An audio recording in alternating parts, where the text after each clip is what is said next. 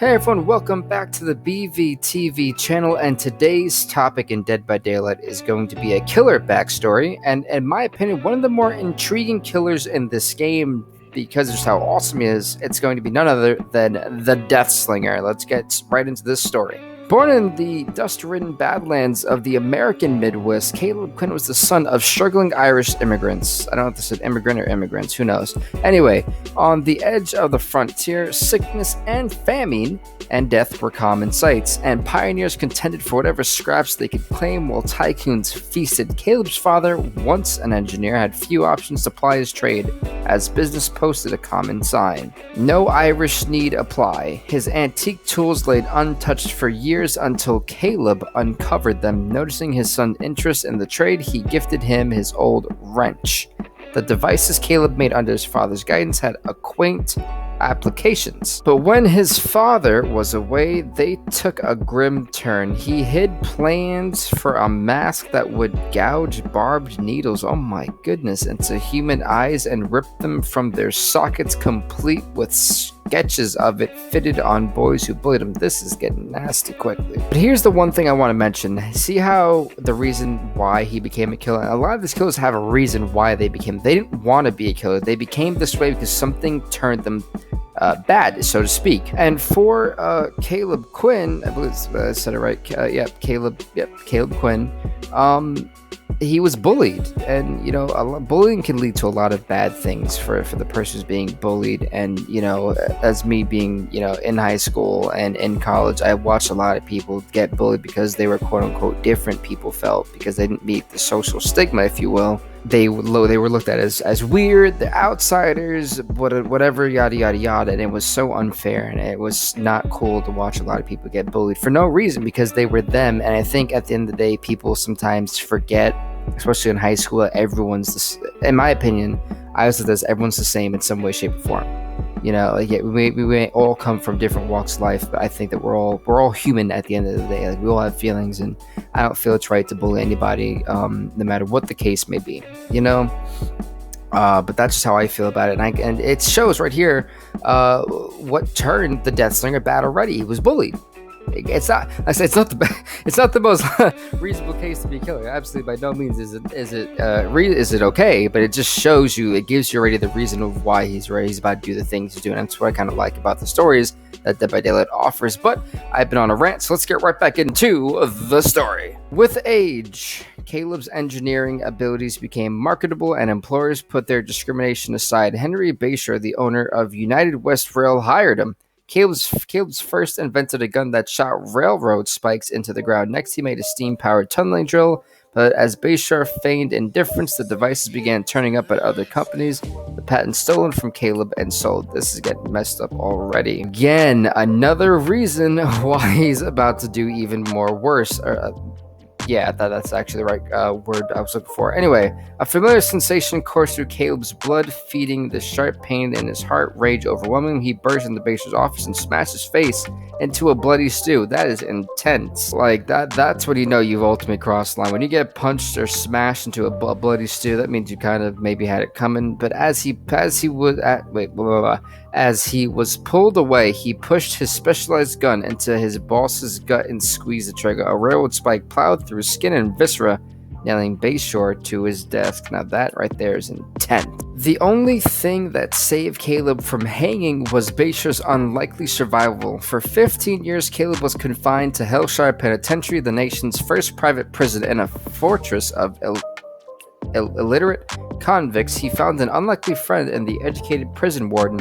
He designed torture devices for him, and in return received extra meals. This is the crookedness of the system. Apparently now this is how many issues and terrible things is going to happen in this story. Like, honestly, nothing good here. We got corruption, we got bullying, we got stealing from, well, it's not really stealing if it isn't patent, but you get the point.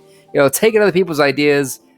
What is happening right now? This is just getting worse and worse as we keep going through the story, and we're only halfway done, by the way. I just want to put that out there. Blah. I can't even speak. I can't even English today. It's only Sunday. What's going on, man? After a time, the warden offered to commute his sentence. He spoke of something greater than monetary wealth, political capital, and that his connections could have Bayshore framed and rotting behind bars for life, he had only one request: make him rich, fill the prison, use ingenuity to bring outlaws in alive. And you gotta admit, that's pretty cool and a pretty sick deal if you're Caleb Quinn. I mean, I would kind of take it if I'm being honest. Because to be honest, how many of you guys actually, I want to go to prison? I don't think any of us would. I don't think I was like, that is my goal. If that's your goal, reevaluate your life quickly, please. I beg you. I implore you to please reevaluate your life. Anyway, Caleb returned to his workshop and with a few modifications emerged with something new: the spear gun. The first trial occurred when a thief robbed a Chinese Why are they robbing Chinese laundromats? Come on, people. Back when I lived in New York, I used to love the laundromat. I was run by this amazing Chinese family, and they were so sweet, and it was so cheap to do laundry there. I think that's why I liked it, because it wasn't expensive. But still, they even had a gum machine, which is pretty cool. Anyway, I'm again going off topic. Sorry, guys. Anyway, like I was saying, back to the story. Seizing on the opportunity, Caleb unleashed his prototype metal joint, screeched as the spike shot forward, gouging into the target's abdomen. But as the spear tugged, it caught the thief's intestines and, with an ungodly sound, yanked them onto the dusty road. The several iterations of disembowelments dwindled, but Caleb already had earned his new nickname, the Deathslinger. Gotta admit, pretty cool nickname, and a rightful one for a guy who's using a harpoon gun. I mean, Deathslinger just sounds about right to me. Looking to protect his asset, the prison warden pulled strings and released Irish inmates to form Caleb's posse. The Hellshire Gang was born. For 6 years, they roamed the country collecting wanted outlaws for the prison, fulfilling their end of the bargain. After a bloody battle at Glenville, Caleb caught notice of a newspaper headline. Henry Bayshore purchases Hellshire Penitentiary. In the picture, a disfigured Bayshore proudly shook the warden's hand. Caleb's heart pounded with rage, blood swelling as if it would burst from his veins. He'd been sold out, a pawn in a rich man's game. Again, he gets screwed over.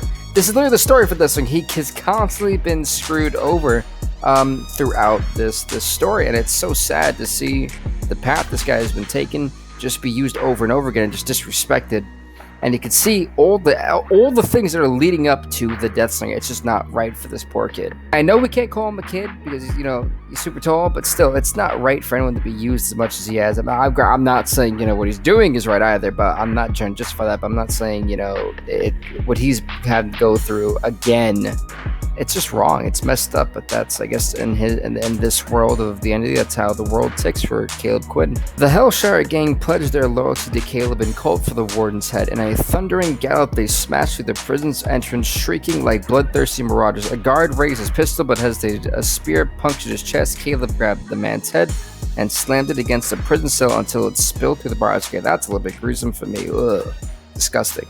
Reaching the warden's office, Caleb kicked the door and was met with a fortunate sight. It wasn't only the prison warden who cowered in a corner, but Henry Bayshore. Overpowered with rage, Caleb rushed at Bayshore, beating, bludgeoning, tearing at his flesh. The man blood dripped from his face, crimson pulling at his feet. The Hellshire Gang swarmed the warden, snapping bones with each. Oh my gosh! I mean, to be fair, you reap what you sow.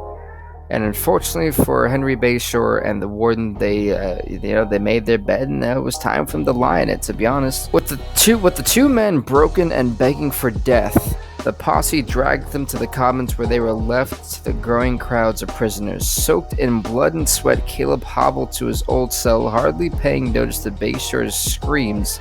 He sat on the bed's edge as drops of blood ran from his fingertips. Oh, that's kind of nasty, but kind of cool, because, Bishop's getting whooped right now. A thick, unnatural fog streamed through the barred window. He pulled out his old wrench, cracked and rusted, and ran a thumb along the metal, regarding it with faded eyes. He couldn't remember when it came into his possession. He didn't care to remember. At his feet, he saw a dusty path, and at its end, silhouettes of all who had done him wrong. The boys who bullied him, the executives took advantage of him, and again, Henry Bayshore. Before we go any further, I don't want to say how genius the entity is. Because now he's just gonna lure him in, because now it's everything that has done him wrong. He has a chance to torment. so to speak. And now you can see why the Deathslinger eventually winds up going into the Entity's realm, as we're going to continue it right here with the final paragraph, and I'll speak a little bit more on it. Emerging from a fog were the tools to dispose of them. Unforgiving steel hooks, brilliant and beautiful in their simplicity. Pain tore through his leg as he stood, but he endured, pushing onward, walking the dusty path, leaving a trail of blood following behind him. Now, again, this is what I was talking about, how the entity is a genius. Now, this is how the entity lures another person. It would basically tell them, hey, you come here, everything that's happened to you, you can now put on to others. Do on to others that they have done to you, basically. And again, that's how it just shows how the entity is just so cunningly smart. It's actually very evil and disturbing. But then again, that is the story of the Deathslinger. So, with that being said, if you loved what we talked about in this episode, I mean, think about it honestly. This story is basically built on someone being completely screwed over time and time again, being treated like dirt, and eventually lashing on everyone who did him wrong.